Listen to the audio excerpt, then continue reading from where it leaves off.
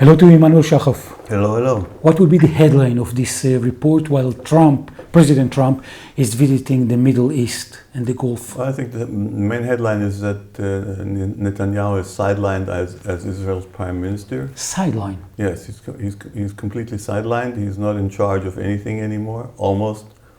And Trump has taken over, and Witkoff, and they're running the show. Isn't it a pre-orchestrated game that Netanyahu is still in the game and it's more comfortable for him, for Trump and Witkoff to call the shots outside? It's not pre-orchestrated. It's orchestrated by the US government without harming Netanyahu's honor too much. So he's let into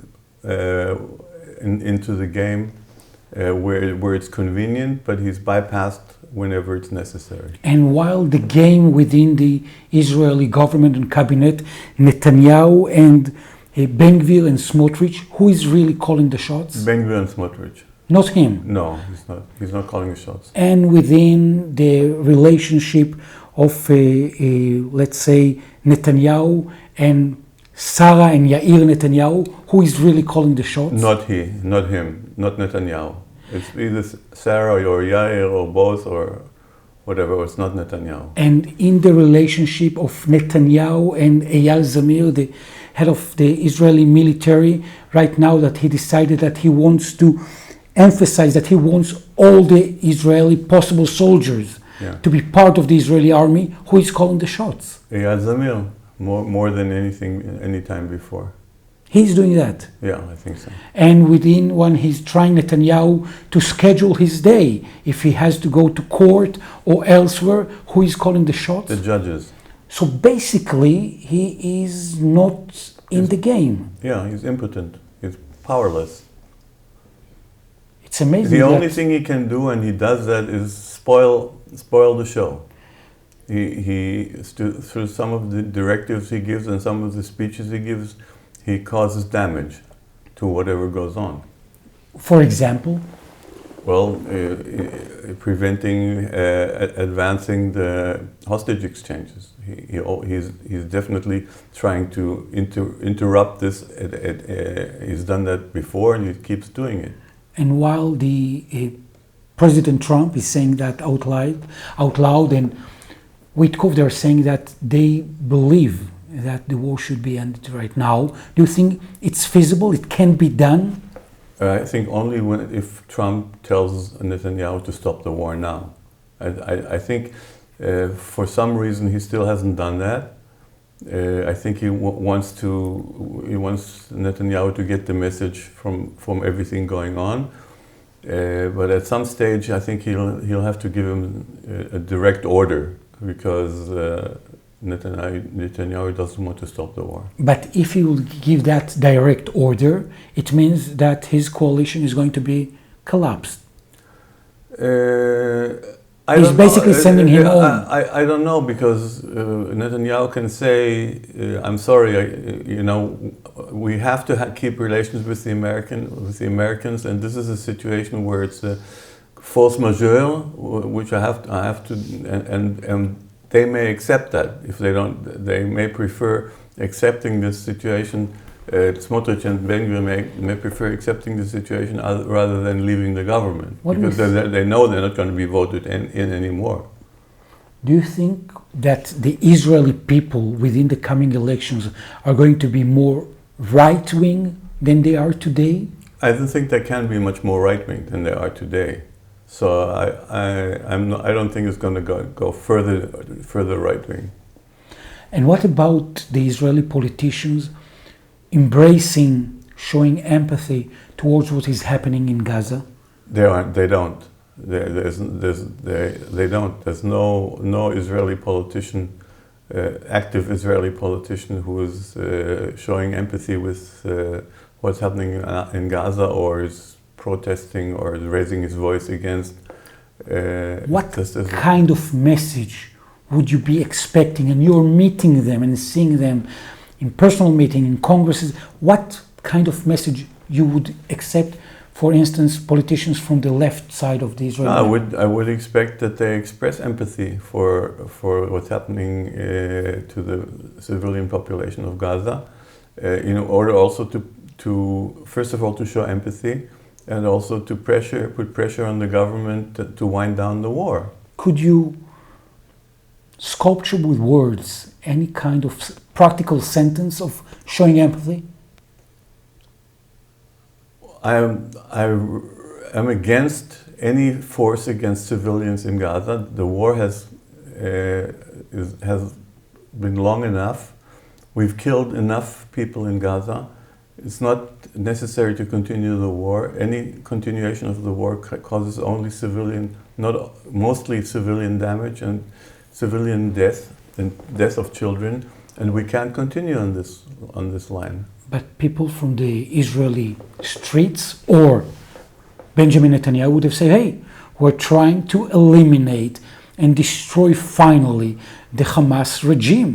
This is a fallacy. First of all, we know from experience in other wars that the more you go against the civilian population, the more you increase the resistance. Okay, it's just not a policy that works. The more we kill Gazan civilians, we drive people into the rows of Hamas. Okay, and that's not what we want to be doing. Other than trying to stick to the international law. That part of what you're talking about, the international law, is also, let's say, things that are happening within the borders of Israel. All the pre-assumption of what really is the Israeli law is under attack right now. Could you sculpture and say in what fields would you visualize this kinds of disengagement with the Israeli law as we knew it? Well, first of all, the government is trying to replace the Attorney General, is trying to split the position of the Attorney General from that of the state prosecutor. The government is not cooperating. Many members of Knesset who are under investigation are not cooperating with the police. They're not coming to the investigations. The government is trying to lower the salaries of the president of the Supreme Court. It's a very wide attack. Okay, and it comes on the background of a decrease in the freedom of the press. And similar developments. And also, what about the special department or units in the Israeli Shabak? The Shabak, they want to remove the Jewish department in the Shabak from the hands of the head of the Shabak and give it directly into the control of the Prime Minister. They want to move the division of investigating police personnel from the prosecution and give it to make it into a separate unit under political control. So it's a very wide attack of democratic principles. Do you think that Israel is still a democracy? Very, very tentatively. Tentatively? Yes. Do you think that the election next year is going to be happening? If it's going to happen and Arab parties are going to be allowed to participate. Is there a real question regarding that? Yes, there's definitely a question. This government is going to try to remove some of the Arab parties, if not all of them, from the roster of participating parties. If all Arab parties are going to participate, then there's a good chance that this government will be voted out. If not, it's a new ball game, and of course we don't even know whether the election is going to take place in the first place. They should, but you wouldn't sign that it would happen. With this government, we don't know. And then, if that occurs, Emmanuel Shachav, do you still be living here in Israel? I'll be living here in Israel. I don't know under what terms, and I don't know for how long. But if there were going to be, for instance, no elections, or totally changing the rules of the elections, that a minority of the people that are living here, for instance, Arab Israelis, are not going to be allowed to elect, or It depends. It's something I can't comment on now. I can't say exactly what's. I'm afraid of this happening. I don't know how to prepare for it. I don't want to prepare for it. I want to do whatever I can to work against it, and I hope it won't happen.